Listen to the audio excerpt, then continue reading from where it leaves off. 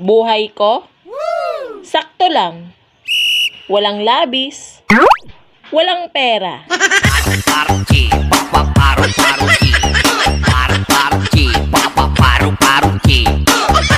Ako yung tipo ng babae na walang pakialam sa alikabok sa sahig basta makaupo lang. Ako yung babaeng walang pakialam sa hadlang basta mapasakin ka lang. Ako yung tipo ng babae na hindi sinusundan ng tingin.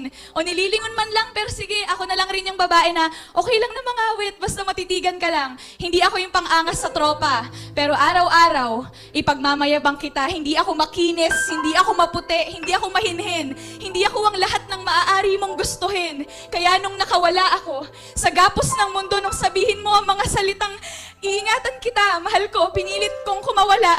Sa ilang taon ng pagkakagapos sa akin ng kalangitan, bumaba sa sarili kong kamalayan at naniwala sa tayo lang.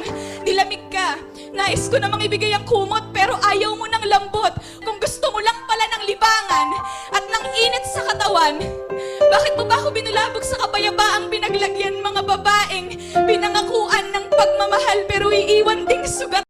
Alam kong masarap ang bawal. Kaya wag ako. Kasi bawal ako.